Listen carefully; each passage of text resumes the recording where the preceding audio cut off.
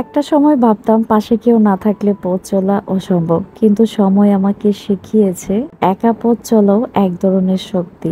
আজ আমি একা নই, আমি নিজে নিজের সাহস ও বিশ্বাস নিয়ে এগিয়ে চলি। যে তোমাকে আঘাত করেছে তাকে ভুলে যাও, কিন্তু আঘাত থেকে যে শিক্ষাটা তুমি পেয়েছো তা কোনোদিন তুমি ভুলো না। অপমানিত স্থানে দ্বিতীয়বার ফিরবেন না।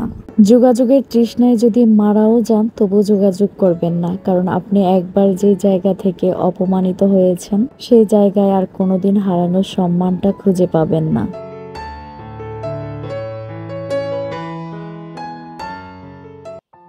আসসালামু আলাইকুম সবাইকে, কেমন আছেন সবাই? আশা করছি আল্লাহর অশেষ রহমতে সবাই খুব ভালো আছেন। আলহামদুলিল্লাহ, আমরাও ভালো আছি। পুষ্প লাইফস্টাইলে নতুন আরো একটি ব্লগ দেখার জন্য আমি পুষ্প সবাইকে স্বাগত জানাচ্ছি।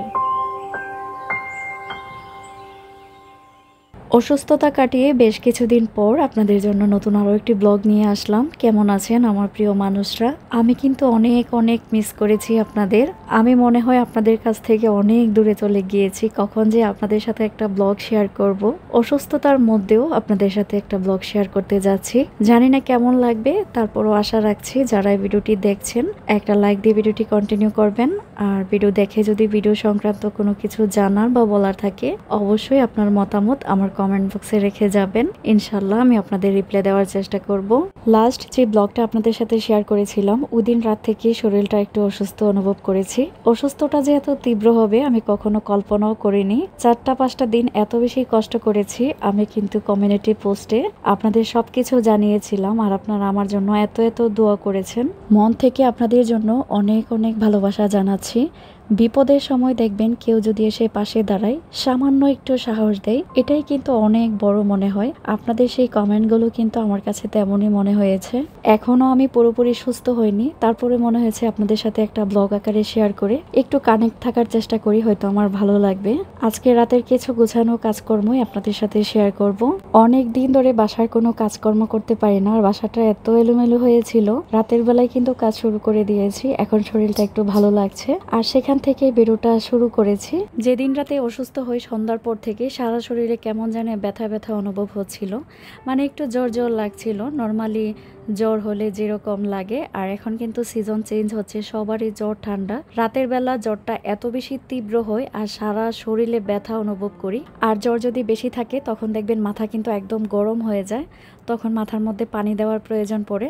আমার তো জ্বর বেশি, আমি সেটা আসলে বুঝতেই পারি নাই। আর বাসায় তো ছোট ছোট বাচ্চা, ওরা কিভাবে বুঝবে? তারপরেও আমার ছেলেরা আমাকে যতটুকু পেরেছে আমাকে সাহায্য করেছে। তারপরে সকালবেলা নিজে নিজেই বাথরুমে গিয়ে পানি দিয়েছি, দেওয়ার পর মাথাটা মনে হয় একটু ঠান্ডা হয়েছে। ছেলেটা ছিল আমার পাশে।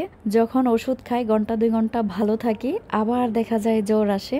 এভাবে সারাদিন যায়। 2 দিন বুক করার পর ডাক্তারের কাছে যায়। তো ডাক্তার আমাকে দেখার পর পরীক্ষা দিয়েছিল ডেঙ্গু টেস্ট, আর আমার গলায় টনসিলের সমস্যার জন্য এরকম হয়েছিল। টনসিল একদম পেকে গিয়েছিল, যার জন্য ইনফেকশন হয়ে আমার জ্বর এসেছিল। আমার যে টনসিল এরকম সমস্যা আগে কোনোদিন অনুভব করিনি। যাই হোক, সবকিছুর মালিক আল্লাহ, আল্লাহ রোগ দেয়, আল্লাহ সবকিছু আসান করে দেয়। ডেঙ্গু টেস্ট করিয়েছিলাম, সেখানে কিন্তু নেগেটিভ এসেছিল। এখন একটু একটু করে সুস্থ হচ্ছি। কিছু মানুষ আছে যারা আপন না হয়েও অনেক কিছু করে, তাদের কাছে আমি সব সময় কৃতজ্ঞ থাকবো, যারা আমার অসুস্থতার সময় আমার পাশে ছিল।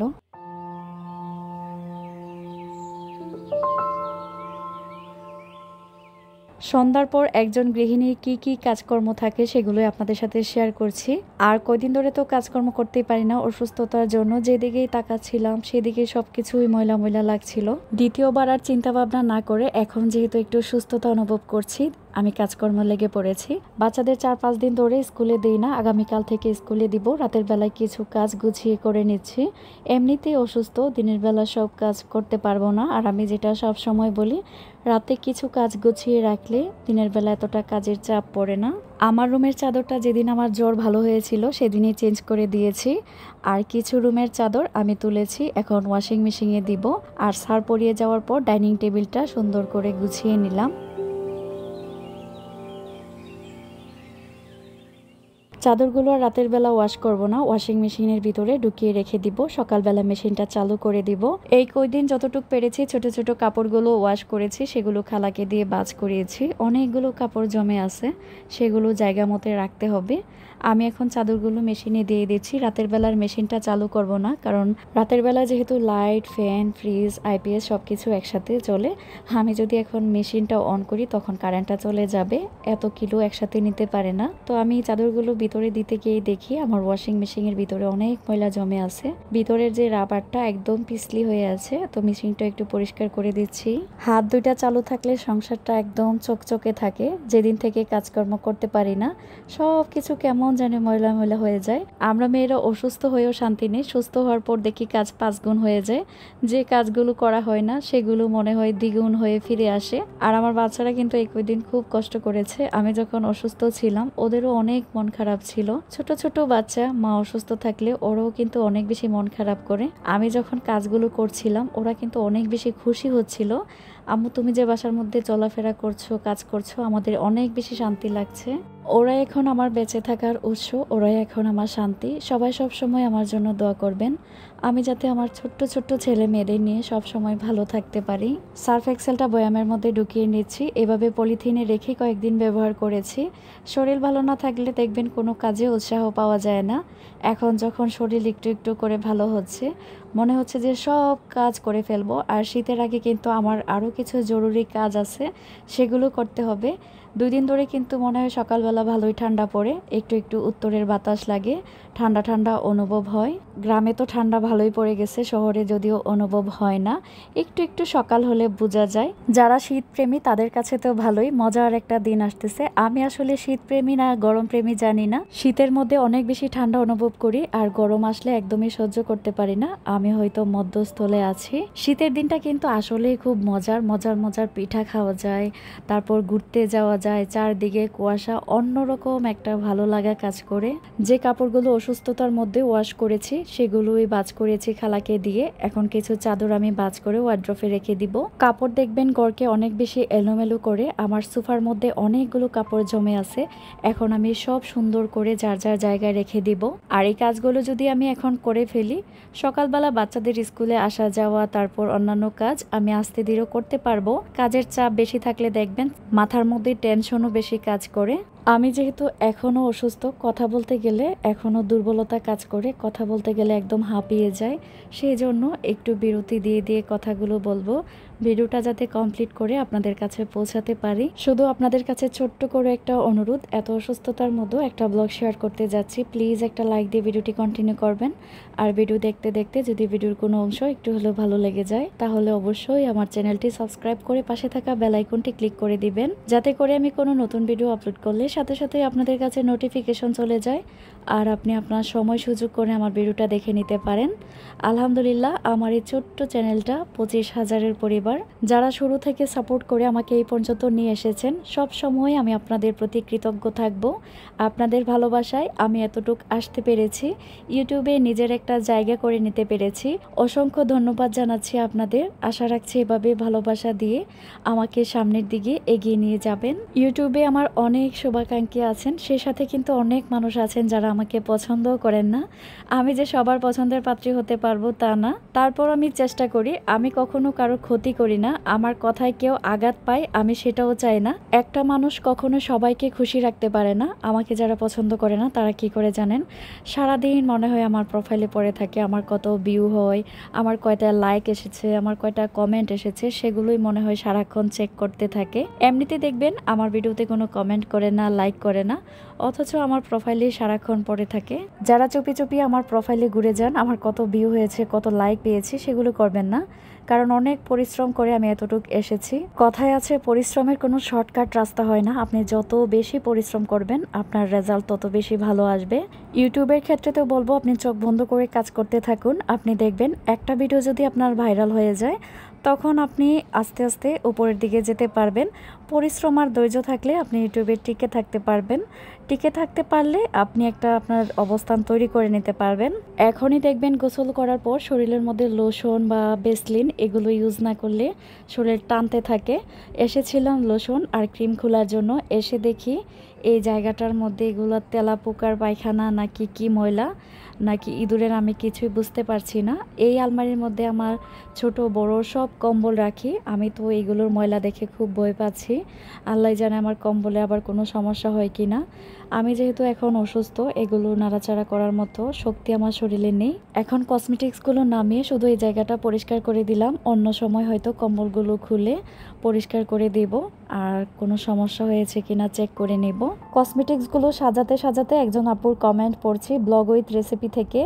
আপু লিখেছেন, স্ক্রল করতে করতে আপনার ভিডিওগুলো চোখে পড়লো, দেখতে শুরু করলাম, একটা একটা করে 5টা ভিডিও দেখলাম, কখন যে দেখে ফেললাম টেরই পেলাম না। ভীষণ ভালো লাগলো আপনার ভিডিওগুলো দেখে। আর একটা কথা না বললে নয়, আমিও উত্তরাবাসী। আপু একটা রিকোয়েস্ট করব, সেটা হচ্ছে আমার কমেন্টটা পিন পোস্ট করে দিবেন, আর আমার কমেন্টটা পরবর্তী ভিডিওতে পড়ে শোনাবেন প্লিজ। অবশ্যই আপু, তোমার কমেন্টটা আমি পড়ে শুনিয়ে দিলাম। অনেক অনেক ধন্যবাদ জানাচ্ছি আপু, এত সুন্দর একটা কমেন্ট করেছো। আমি আরেকজন আপুর কমেন্ট পড়ছি, মায়ের সংসার থেকে আপু লিখেছেন, আসসালামু আলাইকুম আমার প্রিয় পুষ্প আপু। ওয়ালাইকুম সালাম প্রিয় আপু, দারুণ বুদ্ধি। আমারও খুব ছোট বয়সে বিয়ে, মাশাল্লাহ মামুনি, স্বপ্ন ছিল আপু, সুখীও ছিলাম আলহামদুলিল্লাহ, কিন্তু আমার ভাগ্যে সুখ বেশি দিন সয় নাই আপু। সাজানো গোছানো সংসার ছিল না আমার, কিন্তু সুখের কোনো অভাব ছিল না আলহামদুলিল্লাহ। আপনার ভাইয়ের মৃত্যুর পর জীবনটা কেমন যেন হয়ে গেছে, দোয়া করবেন বোন। আমার ছেলে দুটোর জন্য মালিক যেন ওদের ভাগ্যে ভালো কিছু লিখে রাখে। আসলে আপুর কমেন্টটা পড়ার পর এত বেশি খারাপ লেগেছে। একটা মেয়ের জীবনে স্বামী ছাড়া কিচ্ছু নাই। আমি সব সময় বলি, আপু তোমার জন্য মন থেকে অনেক অনেক দোয়া। তোমার জন্য আমি কি দোয়া করব। একটা মেয়ের যদি স্বামী না থাকে, তার জীবনে কিছুই থাকে না। তারপরও তোমার জন্য দোয়া রইল, দুটা বাচ্চা নিয়ে সব সময় তুমি ভালো থেকো। আর একটা বোনের কমেন্ট পড়ছি, মারিয়া আক্তার আইডি থেকে আপু লিখেছেন, আপু ভালোবাসা দিয়ে দেখা শুরু করলাম, আয়েশার জন্য প্রাণ ভরা দোয়া। আমার 2 মেয়ে আয়েশার ভিডিও দেখে আর বলে, আবার কবে ভিডিও দেখবো আয়েশা। আপু তোমার ভিডিওতে আমার নামটা নিও। আপু তোমার নামটা নিয়ে নিলাম। এভাবে সুন্দর সুন্দর কমেন্ট করো। আরো অনেক অনেক আপুরা কমেন্ট করেছিলেন তাদের নামগুলো বলার জন্য। আসলে অসুস্থতার জন্য সবকিছু হারিয়ে ফেলেছি, তারপরও যে যে আপুরা চান আপনাদের নামগুলো আমার ভিডিওতে নেই, অবশ্যই আমাকে কমেন্টে লিখবেন। সব কাজ মোটামুটি শেষ করে ফেলেছি। এখন আমি পুরো বাসাটাকে ঝাড়ু দিয়ে দিব। ঝাড়ু দেওয়ার পর কাজ থাকবে বাচ্চাদের খাবার খাওয়ানো। বাসাটা গোছানো থাকলে মনের ভিতরে আলাদা একটা শান্তি লাগে। অনেক দিন পর গোছগাছের কাজগুলো করলাম, বাসাটা মনে হয় একদম চকচকা হয়ে গেছে। বাসা গোছানো পরিপাটি থাকলে আমি সুস্থতা অনুভব করি। অসুস্থতার মধ্যে কয়েকবার মনে হয়েছে বাসাটা গোছানো শুরু করে দিই, তারপর আবার বেশি অসুস্থ হয়ে যাব। তারপর ধৈর্য ধরেছি যে একটু সুস্থ হয়ে তারপর আস্তে আস্তে সবকিছু ঠিক করে ফেলবো। আজকের কথা হয়তো ভুলও হতে পারে, কারণ অনেক দিন পরে যেহেতু ভিডিওতে ভয়েস দিচ্ছি, প্রথমে আপনাদের কাছে ক্ষমা চেয়ে নিচ্ছি। যদি কোনো কথায় ভুল হয় অবশ্যই আমাকে ক্ষমার দৃষ্টিতে দেখবেন। আমি এখানে রুম ঝাড়ু দিচ্ছি, আর এই যে 4 ভাই বোন একসাথে বিছনার মধ্যে বসে খেলাধুলা করছে। সুস্থ থেকে হাজার কাজ করা যায়, অসুস্থ হলে বিছনায় পড়ে থাকতে হয়। অসুস্থ না হলে সুস্থতার মর্মটা বোঝা যায় না। সুস্থতা আল্লাহর যে কত বড় একটা নিয়ামত। এই যে শরীরটা এখন ভালো লাগছে, কাজ করেও আমি শান্তি পাচ্ছি। অনেক অনেক কষ্ট করেছি, আলহামদুলিল্লাহ এখন আগের তুলনায় অনেক ভালো আছি।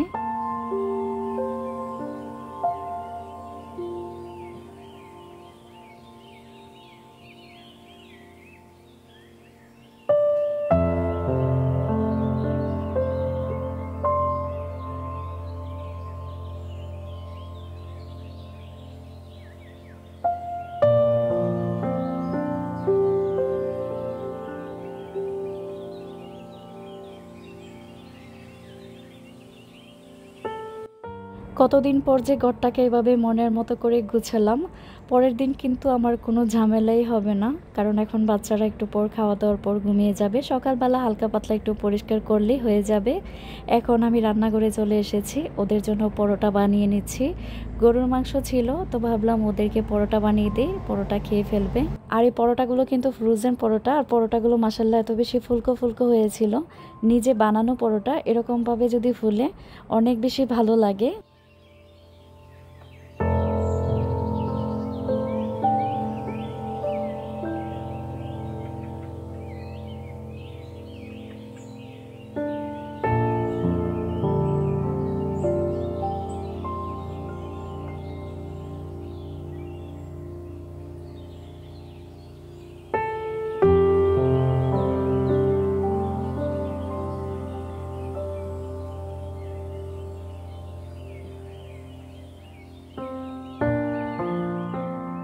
ওদেরকে রাতের খাবারটা দিয়ে আয়েশা মনিকেও খাবার খাওয়াবো।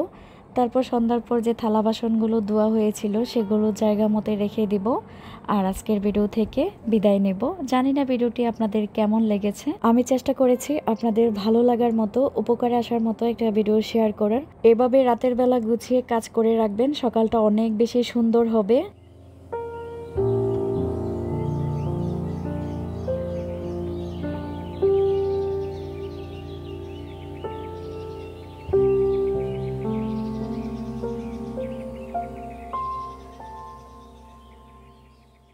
ভিডিওর লাস্ট পর্যায়ে এসে কথাগুলো বলতে আমার অনেক বেশি খারাপ লাগছে, তাই একটু স্কিপ করে করে কথাগুলো বলছি।